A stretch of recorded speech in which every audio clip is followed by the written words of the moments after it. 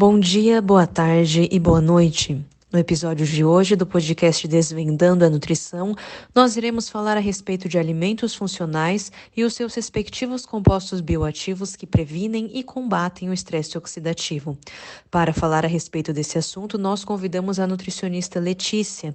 Letícia, muitíssimo obrigada por ter aceitado o nosso convite e nós estamos muito felizes e honrados com a presença de uma especialista e uma profissional competente como você. Olá, pessoal, tudo bem? Primeiramente, gostaria de agradecer, Sofia, pelo convite e por estar abrindo esse espaço para eu poder falar sobre esse tema, que é um tema que cada dia mais surgem estudos e pesquisas a respeito dele. Então, assim, temos bastante embasamento científico para falar sobre ele hoje. E também gostaria de agradecer aos nossos ouvintes que estão aqui conosco para aprender um pouco mais sobre compostos bioativos e alimentos funcionais.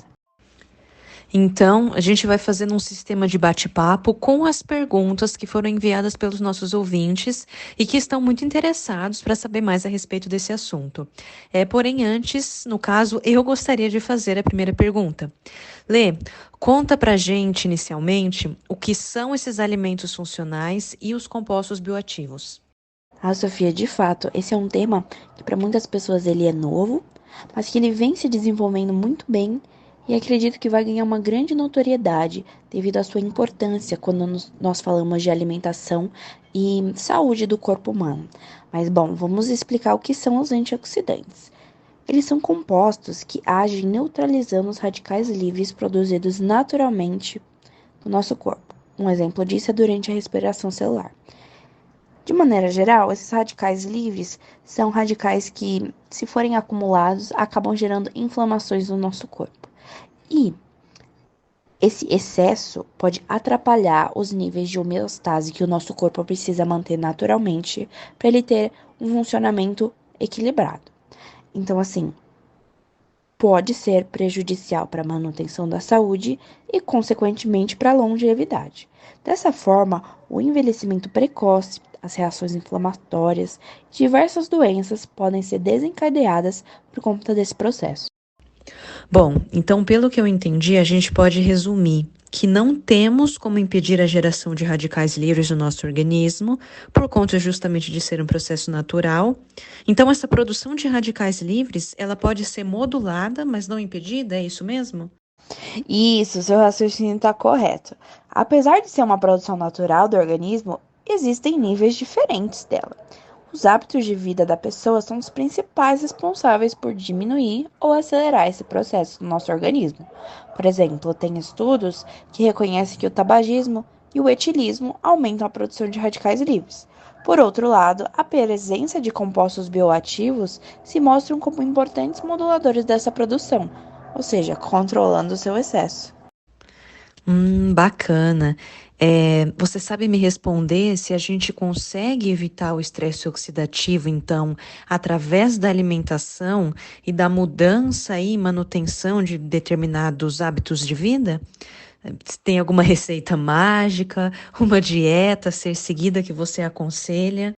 Essa pergunta sempre fazem, né? Se tem uma receita mágica, uma dieta a ser seguida exatamente. E o pessoal sempre acha que vai ser alguma coisa muito mirabolante, muito assim, requintada, difícil de fazer. Mas a resposta, no caso, é bem simples. Nós, como nutricionistas, estamos sempre estudando e procurando mais evidências científicas do impacto da alimentação na nossa saúde. E já existem diversos estudos que comprovam que uma dieta balanceada e variada contém a presença de diversos compostos bioativos. Então, assim, é muito importante que para você ter essa grande oferta, você não só consuma os grupos que eu acabei citando anteriormente, que são legumes, leguminosas, cereais integrais, mas que você rodizie a fonte que você está consumindo. Então, vou consumir uma leguminosa, não vou ficar só no feijão. Vou comer também uma lentilha, um grão de bico, para ir dando várias fontes para o meu corpo e eu poder aproveitar ao máximo esses nutrientes que estão vindo para o meu organismo. Dito isso, é muito interessante falar que muitas das vezes esses compostos bioativos eles não são classificados como nutrientes, mas que eles são sim imprescindíveis para a manutenção do organismo saudável. Já que você mencionou que o estresse oxidativo está relacionado com a longevidade, vou te fazer uma pergunta aqui que a galera mandou. É possível não envelhecer? Eu acho que essa é uma questão que desperta a curiosidade de todo mundo e eu acho que muitas pessoas gostariam de saber essa resposta. Mas vou aproveitar aqui também para emendar com mais algumas ideias que foram comentadas, que são esses compostos que ajudam a retardar o estresse oxidativo são fáceis de serem encontrados, estão em todos os alimentos, quais que são eles e onde que a gente pode encontrá-los? Ah, infelizmente, não temos como não envelhecer. Nós podemos retardar os sinais que demonstram o envelhecimento e, com isso, trazer uma saúde melhor e uma qualidade de vida melhor também para o nosso organismo. Mas vamos lá para os alimentos. Existem milhares de compostos ativos que são abundantes em diversas frutas, leguminosas, vegetais folhosos, que estão presentes no nosso cotidiano. Hoje eu vou citar 4 deles. Bom, o primeiro deles são os carotenoides, que são substâncias capazes de conferir as cores características de frutas como, por exemplo, morango, laranja, maracujá. Entre os carotenoides, nós temos o beta-caroteno, que ele possui um efeito protetor da pele contra a radiação ultravioleta, e sendo assim, previne alguns tipos de cânceres. O segundo que eu gostaria de comentar é a vitamina C, que ela é reconhecida por atuar no controle do envelhecimento cutâneo. Os radicais livres são os maiores vilões do envelhecimento cutâneo, e eles se formam dentro das células que foram expostas aos raios solares, ou seja, pela poluição também, pelo estresse, pelo fumo e outras mais questões. Vale ressaltar também um outro composto muito interessante que são as antocianinas, que elas estão presentes nos chás, frutas como açaí, maçã, uvas, ameixas, morangos, mirtilos e amoras. Também em legumes como o repolho roxo, a cebola roxa e a berinjela, e em bebidas como o vinho tinto e o suco de uva. Elas são potentes antioxidantes e podem agir na prevenção e tratamento de doenças como aterosclerose, Alzheimer, diabetes mellitus, cardiomiopatia diabética, doença neurotóxica, hiperoxia, câncer de mama, isquemia cardíaca, um monte de doenças. E por último, tem um que eu gostaria de comentar também, que acho que muitas pessoas não sabem a respeito dele, mas é o selênio, que ele é abundante na nossa castanha do Brasil.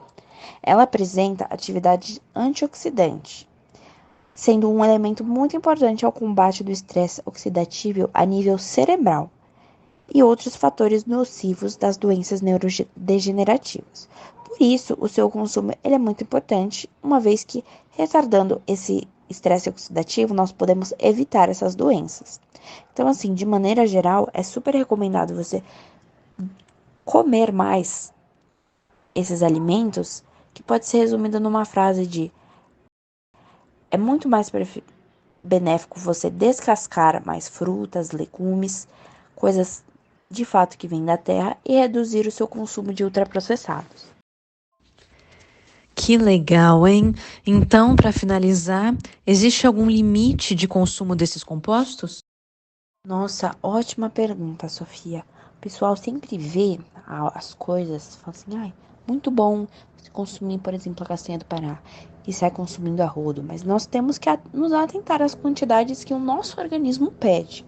Então, assim, cada um de nós vai precisar de uma quantidade diferente. E a única pessoa que vai poder estimular isso exatamente é um profissional da área, ou seja, um nutricionista. De todo mal não vai fazer dependendo do composto que você consumir, mas seu corpo não vai ser capaz de absorver tudo aquilo que você está ingerindo. Então, muitas das vezes, ele vai ser excretado nas suas fezes, no seu xixi. Então, assim, se você consumir já a quantidade necessária para você, você vai conseguir absorver e vai ter um efeito positivo e benéfico para a sua saúde. Muito bom, Letícia. Agradeço mais uma vez por você ter aceitado o nosso convite e encerramos por aqui mais um episódio do podcast Desvendando a Nutrição. Espero que esse assunto tenha sido de suma importância para você que nos acompanhou até aqui e que você tenha aproveitado muito bem esse conteúdo. Até mais.